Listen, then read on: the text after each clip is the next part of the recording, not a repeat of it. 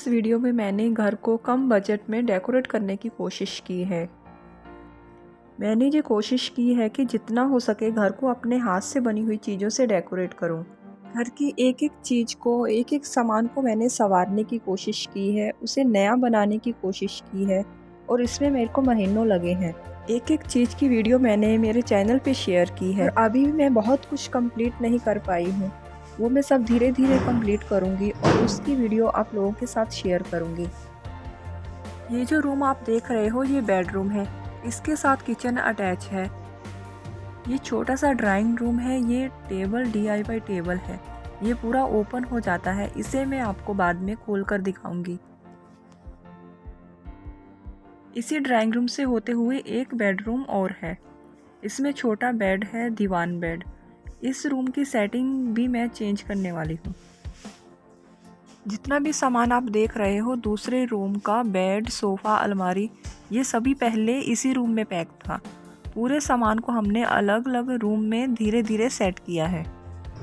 सबसे पहले मैं ये जो जितना भी एक्स्ट्रा सामान दिखाई दे रहा है बेड के ऊपर और नीचे भी, उसे मैं हटाने वाली हूँ।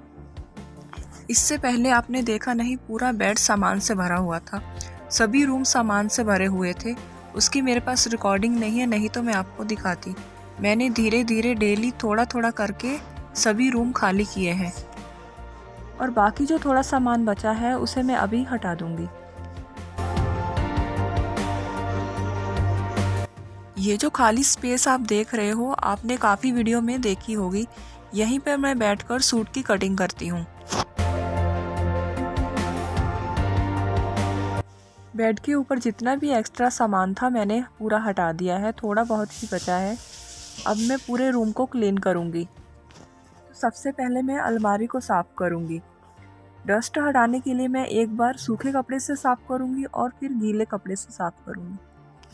ये अलमारी जो मैं साफ़ कर रही हूँ, ये बहुत पुरानी अलमारी है। इसके ऊपर ग्रे कलर का पेंट किया हुआ था और पेंट जैसा छिलका निकलता है वैसे पूरा पेंट निकलते जा रहा था, जैसे दीवार पे से पेंट की पपड़ी निकलती है वैसे। तो इस अलमारी को और दूसरे रूम की जो अलमारी है, इन दोनों को पेंट कराया है और ये बिल्कुल नई जैसी दिख रही हैं। अलमारी का जो ग्लास है, जब हम उसे गीले कपड़े से साफ़ करते हैं तो उस पर निशान नज़र आने लग जाते हैं। उसे क्लीन करने के लिए मैंने ये पेपर लिया है, इसी से मैं पूरा ग्लास क्लीन करूँगी।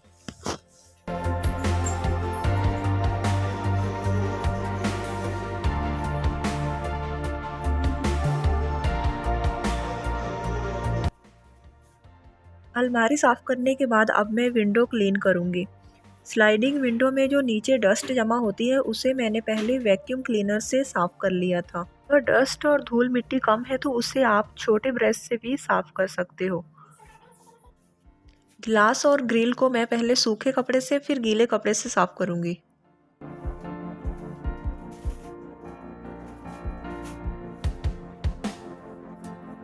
अब मैं वुडन की अलमारी क्लीन करूँगी। इस अलमारी के आगे मैं कर्टन लगाऊँगी। इस कॉर्नर का यूज़ मैं एक्स्ट्रा सामान रखने के लिए करूँगी, ऐसा सामान जिसे हम सामने नहीं रख सकते। इस अलमारी को भी मैंने इस कॉर्नर में रखा है और इसमें मैंने पूरा एक्स्ट्रा सामान रखा है।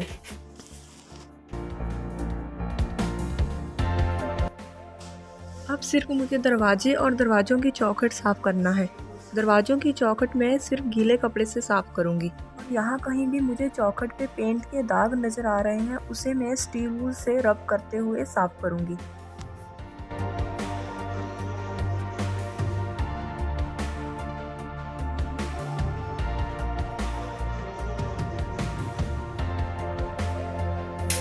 दीवार और स्विच बोर्ड पे मुझे हल्के दाग नज़र आ रहे हैं, उसे मैं गीले कपड़े पे थोड़ा सा विम लिक्विड लगाकर साफ़ करूँगी।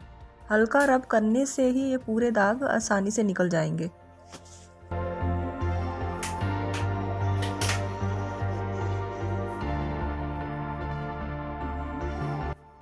अब मैं इस रूम में ये लास्ट चौखट बची है, इसे मैं साफ़ करूँगी। वैसे सभी चौखट मैं पहले साफ़ कर चुकी हूँ, जब दीवारों पे कलर हुआ था तब ये सभी चौखट पेंट से भर गई थी। कहीं कहीं पे तो ये चौखट बिल्कुल भी नज़र नहीं आ रही थी, तो मैंने इन्हें पत्ती से स्टील वूल से रब करते हुए साफ़ किया है, तो इसलिए अभी मुझे इन्हें ज़्यादा साफ़ करने की ज़रूरत नहीं पड़ेगी।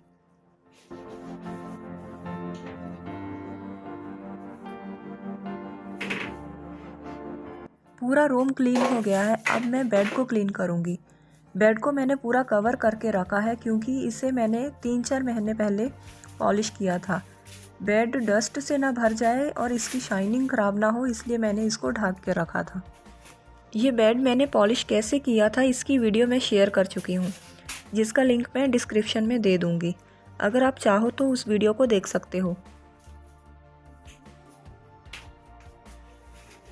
जितना भी ऊपर और नीचे एक्स्ट्रा सामान पड़ा हुआ था उसे मैंने हटा दिया है।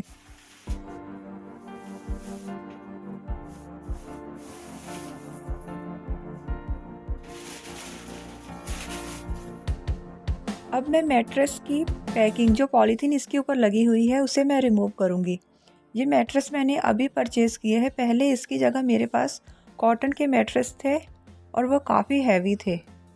हैवी मैट्रेस बिल्कुल कंफर्टेबल नहीं रहते। बेड में सामान निकालने और रखने के लिए हमें बार बार मैट्रेस उठाना पड़ता है। किसी की हेल्प के बिना हम हैवी मैट्रेस उठा नहीं सकते। लाइट वेट मैट्रेस हो तो हम अकेले ही इसे हैंडल कर सकते हैं, बार बार उठा सकते हैं, धूप भी दिखा सकते हैं। इसलिए मैंने ये लाइट वेट मैट्रेस परचेज़ किए हैं जो काफ़ी कंफर्टेबल हैं।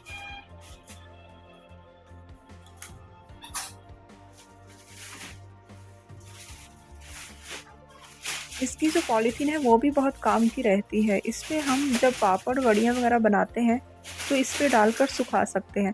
पापड़ वड़ी इस पे चिपकती नहीं है। और भी इस पॉलीथीन के कई यूज़ हैं। इसे हम बारिश के सीज़न में भी यूज़ कर सकते हैं। अगर कोई सामान बाहर रखा है, बारिश में भीग रहा है, तो हम इस पॉलीथीन से उसे कवर कर सकते हैं। और कोई ऐसा सामान जिसे हम डस्ट से बचाना चाहते हैं उसे भी हम कवर कर सकते हैं।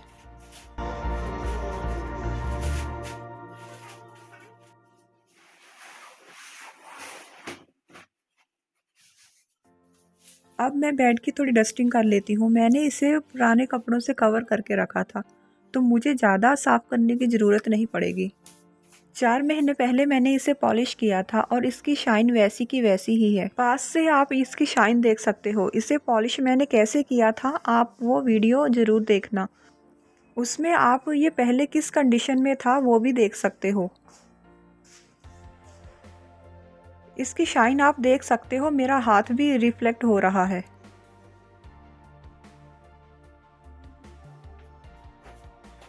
अभी मैंने इन मैट्रेस के कवर परचेज़ नहीं किए हैं, तो कवर की जगह मैं ये मेरे पास पुराने कर्टन रखे हैं, इसे मैं इन मैट्रेस पर डालूँगी। इससे ये कवर थोड़े सेफ़ रहेंगे, बाई चांस अगर कुछ गिरता भी है इन पर तो। इन्हीं कर्टन के मुझे कवर स्टिच करना था, पर टाइम ना होने के कारण मैं स्टिच नहीं कर पाई। बाद में अगर मेरा टाइम लगा तो मैं इनके कवर स्टिच ज़रूर करूँगी और इसकी वीडियो आप लोगों के साथ शेयर करूँगी।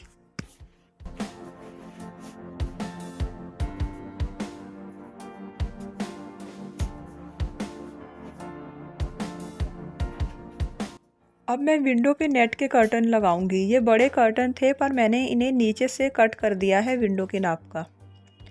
इस पे अगर मैं नेट की जगह अगर दूसरे फैब्रिक के कर्टन लगाती तो विंडो से जो नेचुरल लाइट आ रही है वो नहीं आती, पूरे रूम में अंधेरा हो जाता। इसी कारण से मैंने सिर्फ ये 2 कर्टन ही नेट के लगाए हैं।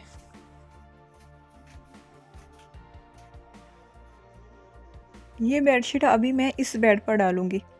इसके जो पिलो कवर हैं उसे मैंने खोलकर कटिंग करके लोड कवर में चेंज कर दिया था, क्योंकि पहले मैं बेड पे सिंपल पिलो नहीं रखती थी, लोड रखती थी। और लोड मैंने कपड़ों की जो कतरन बची हुई रहती है उससे बनाए थे। अब ये मेरे पास दूसरी बेडशीट है, इसके पिलो कवर सिंपल हैं, तो ये वाले कवर ही मैं पिलो पर चढ़ाऊँगी। ये 2 पिलो भी मैंने अभी परचेज़ किए हैं।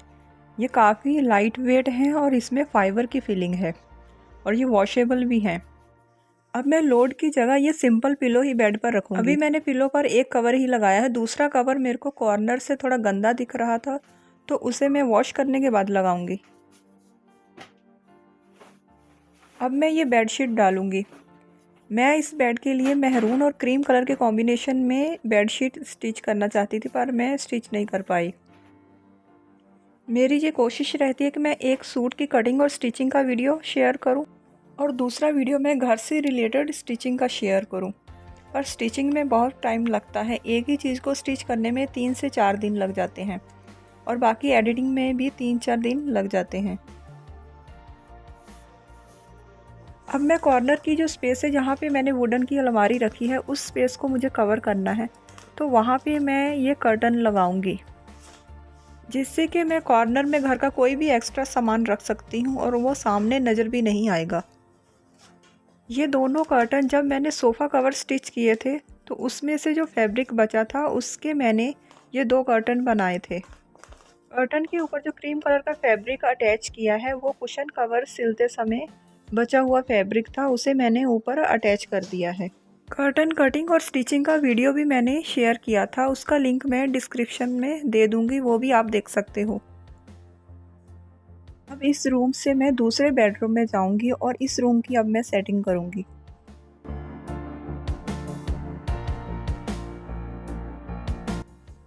इस टेबल को मैं साफ़ करके दूसरे रूम में रखूंगी। इस टेबल का कवर भी मुझे स्टिच करना था पर अभी मैं स्टिच नहीं कर पाई। जब मैं ये स्टिच करूंगी तब वीडियो आप लोगों के साथ शेयर करूंगी।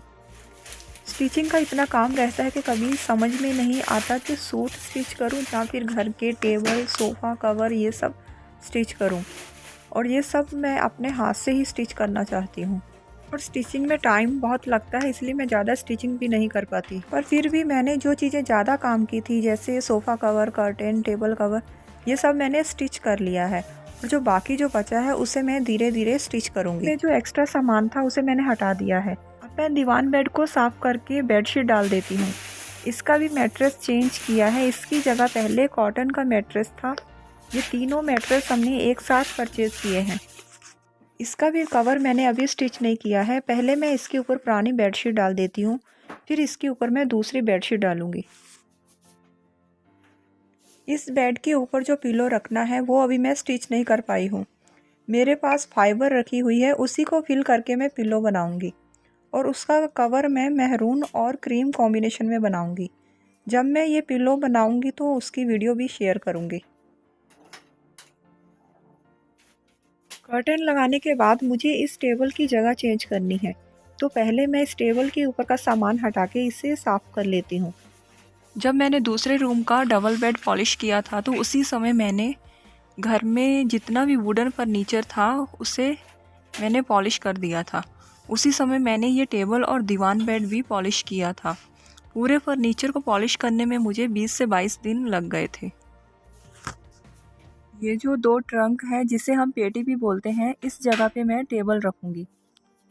इसके ऊपर का एक्स्ट्रा सामान पहले मैं हटा देती हूँ। इस पेटी में मैंने मेरे जितने भी सूट थे जो मैं अभी तक स्टिच नहीं कर पाई थी, पूरे मैंने इसी पेटी में भर दिए हैं। इस पेटी का मैं वेट देख रही थी, ज़्यादा नहीं है। इस पेटी को मैं दूसरे रूम में शिफ्ट करने के बाद दिखाती हूँ।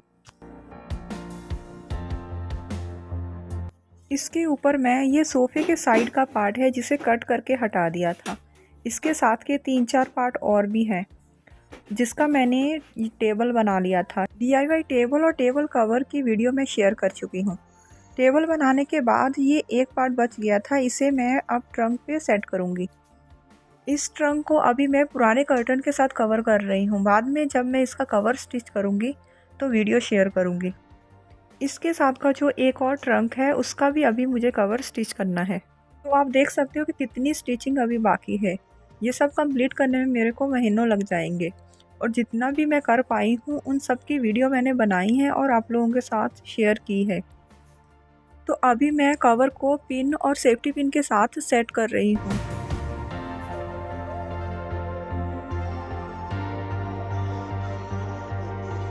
ऊपर मैंने हाथ से बना हुआ कुशन और कुशन कवर रखा है। इस ट्रंक को मैं बाहर, यहाँ पे मैंने शूज़ की अलमारी रखी है, वहाँ लगाऊंगी, तो इसके ऊपर बैठ के हम आराम से शूज़ पहन सकते हैं। अब मैं अलमारी को दीवार के साथ कॉर्नर में लगाऊंगी।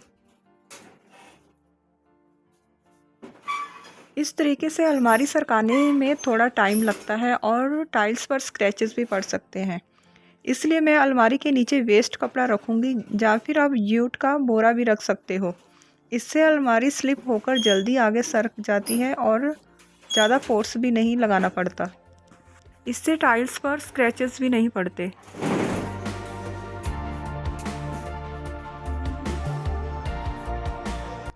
तो दूसरा बेडरूम सेट करने के बाद अब मैं ड्राइंग रूम में आ गई हूँ।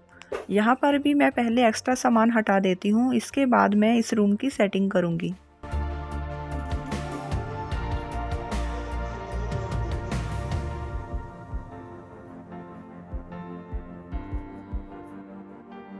इस रूम के कर्टन थोड़ी अलग डिज़ाइन के हैं। ये ऊपर जो क्रीम कलर का डिज़ाइन दिया है उसे मैंने स्टिच किया है। मैंने ये प्लेन मेहरून कलर के कर्टन परचेज़ किए थे और उसके ऊपर मैंने ये क्रीम कलर की डिज़ाइनिंग दी है। इस डिज़ाइन को मैंने कैसे कट किया और कैसे स्टिच किया ये वीडियो मैं शेयर कर चुकी हूँ। सभी वीडियो का लिंक मैं नीचे डिस्क्रिप्शन में दे दूँगी, तो आप वो वीडियो देख सकते हो। इस रूम में 3 डोर हैं, पर जो कर्टन है वो 4 हैं। फ्रंट डोर थोड़ा बड़ा है तो वहाँ मैं 2 कर्टन लगाऊंगी और बाकी जगह एक एक कर्टन लगाऊंगी।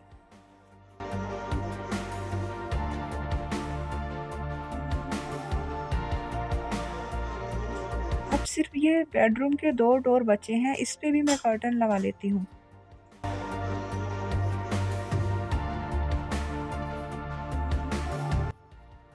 अब मैं पुराने सोफ़ा कवर हटाकर नए सोफ़ा कवर लगा लेती हूँ। ये सोफ़ा कवर मैंने खुद स्टिच किए हैं, इसकी कटिंग और स्टिचिंग का वीडियो भी मैं शेयर कर चुकी हूँ।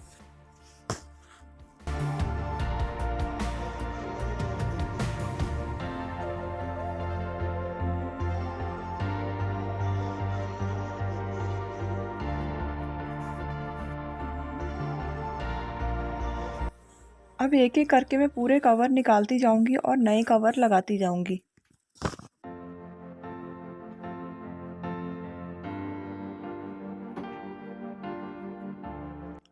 इन सोफ़ा कवर के पीछे मैंने बांधने के लिए नाड़ा, डोरी या इलास्टिक नहीं लगाई है। मैंने सोफ़ा के पीछे और कवर के ऊपर वेलक्रो टेप लगाई है, जिसके कारण ये बहुत इजी स्टिक हो जाते हैं। बार बार हमें बैठकर नाड़ा या डोरी बांधना नहीं पड़ता और कवर बहुत जल्दी और आसानी से लग जाते हैं और इसमें फिनिशिंग भी अच्छी आती है। अब मैं टेबल पे कवर चढ़ाऊंगी। ये DIY टेबल है, पूरा ओपन भी हो जाता है। इसे मैंने कैसे बनाया था इसकी वीडियो मैंने शेयर की है। इसी वीडियो में मैंने इस टेबल कवर की कटिंग और स्टिचिंग भी बताई है। इस टेबल को मैं ओपन करके दिखा रही हूँ। इसके अंदर मैंने पुराने सोफ़ा कवर रखे हैं।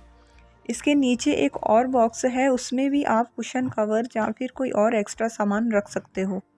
इस टेबल के सभी पार्ट सोफ़े के साइड में अटैच थे। इन्हें निकालने के बाद मैंने इन्हें एक के ऊपर एक रख के टेबल तैयार किया है। इसका एक पार्ट और था जो मैंने ट्रंक के ऊपर रखा था और उसे कवर किया था, तो सोफ़े का कोई भी पार्ट वेस्ट नहीं गया है। कवर लगाने के बाद अब मैं कुशन सोफ़े के ऊपर रख देती हूँ।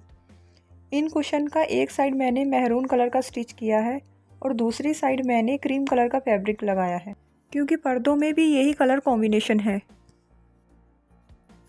कुशन लगाने के बाद अब मैं ये फ़ोटो दीवार पर लगाऊंगी।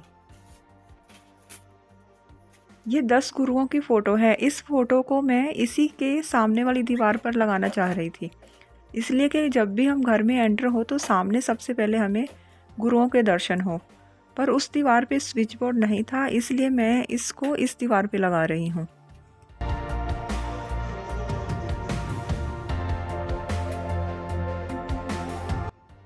रात को जब इस फ़ोटो की लाइट जलाते हैं तो ये फ़ोटो बहुत अच्छी लगती है।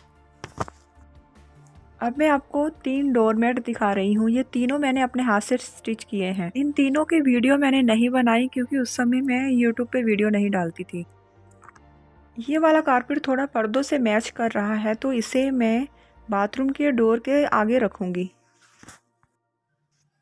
अब ये जो वाइट टेबल है इसके ऊपर मैं विंडो पे जो नेट के कर्टन लगाए हैं उसकी जो कटिंग बची थी उसी से मैं इस टेबल को कवर करूँगी, क्योंकि इसका भी कवर मैंने अभी स्टिच नहीं किया है। बाद में जब मैं स्टिच करूँगी तो इसको चेंज कर दूँगी। और अब लास्ट मैंने ये मैरून कलर का कारपेट परचेज़ किया था, इसे मैं बेड के सामने रखूँगी। अब तीनों रूम की फाइनल लुक मैं आपको दिखाती हूँ।